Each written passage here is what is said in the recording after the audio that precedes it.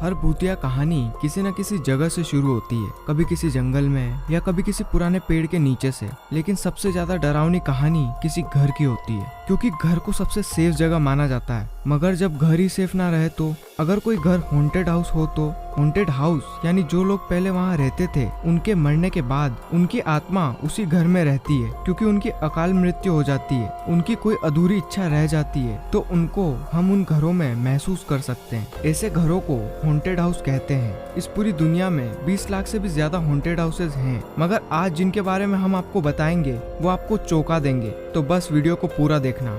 आप भूत प्रेतों पर विश्वास करते हो या नहीं ये तो हम नहीं जानते, मगर एक बार इन चीजों को देख लेना फिर डिसाइड करना। रोज hall, Montague bay, Jamaica.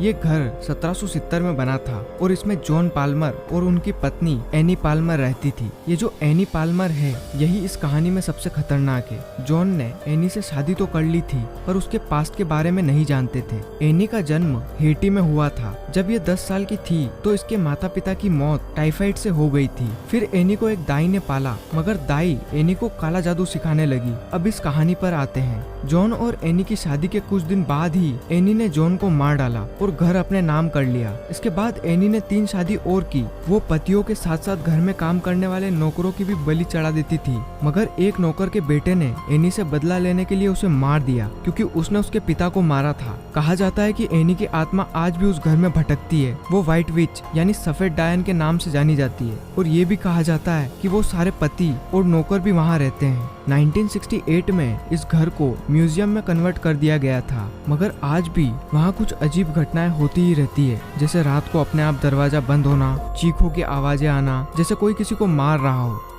The वेले हाउस, कैलिफोर्निया। 1856 थॉमस वेले और उनकी पत्नी एना वेले, इन दोनों ने अपने लिए एक घर बनाया था, पर उनको ये नहीं पता था कि वो दोनों जहाँ घर बना रहे हैं वहाँ कब्रिस्तान था। जब घर बन गया तो ये वहाँ नॉर्मली रहने लगे। कुछ दिनों के बाद वहाँ अजीब घटनाएं घटने लगी। थॉमस की सबसे छोटी बेटी कहती थी कि उसे किसी के चिल्लाने की आवाजें आती है। कुछ दिनों के बाद थॉमस को लड़का पैदा हुआ, मगर जब वो लड़का 18 महीने का हुआ उसकी अचानक मौत हो गई। और 1885 वेयोलेट वेले जो थॉमस की बेटी थी उसने भी अपने आप को गोली मार के आत्महत्या कर ली थी। एक एक करके वेले फैमिली के सारे मेंबर्स मरते रहे और थॉमस और एना वेले भी मर गए। फिर उसके बाद जो फैमिली वहाँ रहने गई उसके साथ अजीबोगरीब घटनाएं घटने लगी, तो फिर सब कहने लगे ये हॉन्टेड हाउस है। इसके चलते बाद में इसे म्यूजियम बना दिया गया, मगर आज भी लोग कहते हैं कि उन्होंने थॉमस वेले को वहाँ देखा है। बहुत बड़े टीवी आर्टिस्ट रेगिस पिल्वर, उनका मानना था कि आत्मा नहीं होती, तो एडवेंचर के लिए वो इस घर में गए, मगर जब वो वहाँ से वापस आए तो वो डरे हुए थे। उन्होंने कहा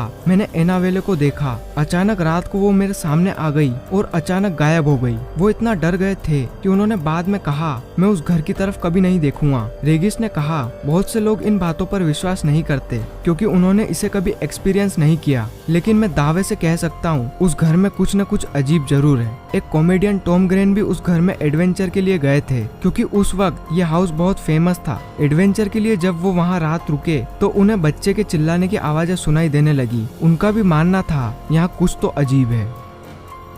बोल्डले रेक्टरी, इंग्लैंड। बोल्डले रेक्टरी इंग्लैंड के सबसे ज्यादा डरावने हाउसेस में से एक है। इस घर में बहुत सी फैमिली रह चुकी है, मगर उन सबके साथ कुछ न कुछ अजीब जरूर हुआ था। हर फैमिली को हंसते हुए बच्चे की आवाजें सुनाई देती थी, साथ ही गाने गाते हुए इंसानों की आवाजें भी सुनाई देती थी। बहुत सारी चीजें इन फैमिलियों ने अपनी आंखों से देखी और काफी चीजें महसूस भी की, मगर सबसे ज्यादा डरावनी चीज होती थी मैसेज ऑन वॉल, यानी दीवार पर मैसेज लिखा होना, जैसे गो अवे, यहाँ से चले जाओ, या लिव दिस हाउस, इस घर को छोड़ दो।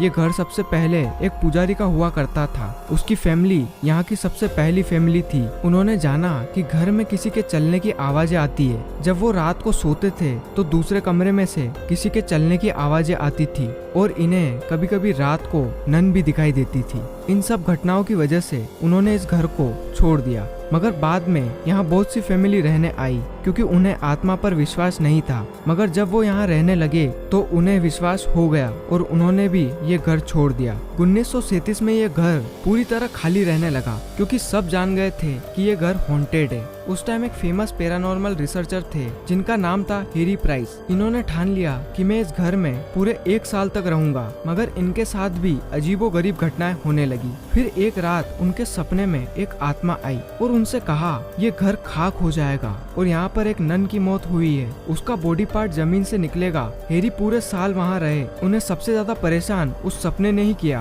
क्योंकि उनको नहीं पता था कि ये सपना सच है या झूठ। 1939 तक इस घर को कुछ नहीं हुआ, तो हैरी को लगा वो सपना झूठा है, तो उन्होंने अपना ध्यान दूसरे हॉन्टेड हाउसेस पर लगा दिया। मगर इसी साल एक नया आदमी उसमें रहने गया। कुछ समय बाद एक कमरे में आग लग गई और उस आग में से एक कंकाल मिला, तो उस कंकाल को कब्रिस्तान में गाड़ दिया। फिर कभी नन ने उस घर में किसी को परेशान नहीं किया। लोगों को लगा अब सब ठीक है। मगर कुछ सालों बाद दूसरी आत्माओं ने लोगों को डराना शुरू कर दिया, जिसकी वजह से सरकार ने इसे हॉन्टेड हाउस घोषित कर दिया, जो आज भी हॉन्टेड है।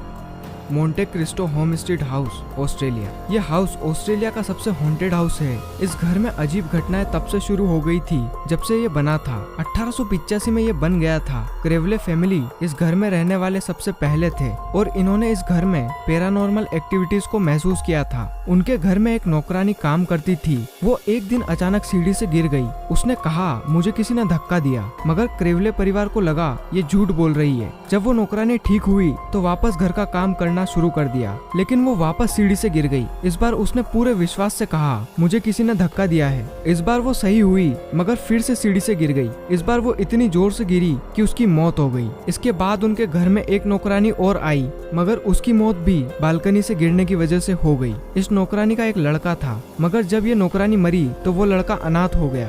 उसकी माँ के अलावा इस दुनिया में कोई नहीं था। तो क्रेवले फैमिली ने इंसानियत के नाते उस बच्चे को अपने साथ रख लिया, मगर एक एक्सीडेंट की वजह से वो लड़का पागल हो गया। तो घर वालों ने उसे घर के पीछे छोटे से रूम में बांध दिया, मगर वो लड़का रात को भेड़िए की आवाजें निकालता था। ऐसा बहुत दिनों तक चला, तो घर वालों ने उसे मेंटल हॉस्पिटल में एडमिट करवा दिया। मगर कुछ दिनों के बाद उसकी मौत हो गई, लेकिन उस घर से भेड़िए की आवाज आना बंद नहीं हुई, जिसकी वजह से क्रेवले फैमिली ने वो घर किसी को सस्ते में बेच दिया। 1948 में एक नई फैमिली इस घर में रहने आई और उनके एक सदस्य की मौत हो गई और किसी को पता नहीं चला कि उसे किसने मारा। जैसे जैसे लोगों को पता चला ये घर हॉन्टेड है, यहाँ बहुत कुछ अजीब है, तो लोग इस घर से दूर रहने लगे। लेकिन ये घर आज भी ऐसे ही खड़ा है।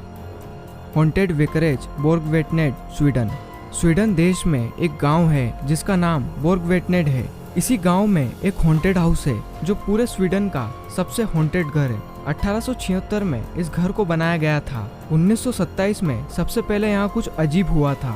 एक आदमी अलमारी में अपने कपड़े रख रहा था, तो एक कपड़ा अपने आप फट गया, तो वो बहुत डर गया क्योंकि ऐसा कैसे हो सकता था। 1930 में इस घर में एक पुजारी रहते थे। उनके सामने से एक लड़की गुजर रही थी जिसने ग्रे रंग की ड्रेस पहन रखी थी, मगर वो अचानक गायब हो गई। 1940 में यहाँ एक कपल रहता था। उनके साथ भी यहाँ बहुत सी पैरानॉर्मल घटनाएं हुई। वो जब रात को सोते थे तो उन्हें किसी के रोने की आवाजें सुनाई देती थी।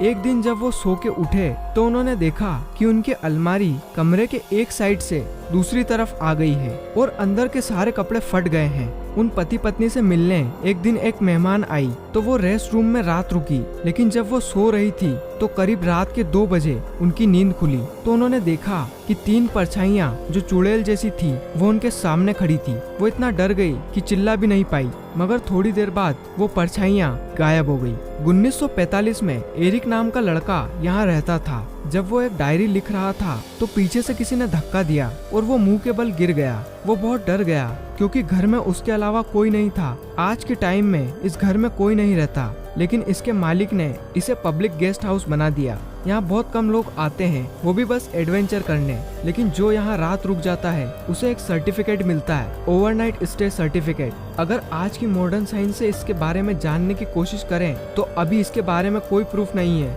लेकिन कोइंसिडेंट एक बार ही होता है, बार बार नहीं। पैरानॉर्मल रिसर्चर ऐसे बहुत सारे टूल्स यूज करते हैं जैसे motion sensor, thermal camera, EVP, लेकिन वो इसके बारे में कंफर्म नहीं है। आज हमारी साइंस बहुत आगे बढ़ चुकी है, लेकिन साइंस के परे भी बहुत कुछ है जो अभी जानना बाकी है। आपको ये वीडियो कैसी लगी? अगर अच्छी लगी हो तो इस वीडियो को लाइक कर देना और ऐसी ही इंटरेस्टिंग वीडियोस देखने के लिए हमारे चैनल को सब्सक्राइब कर लेना। और हाँ, बेल बटन को दबाना मत भूलना, क्योंकि अब ऐसी वीडियोस की सीरीज आने वाली है। तो मिलेंगे आपसे नेक्स्ट वीडियो में, तब तक के लिए अलविदा।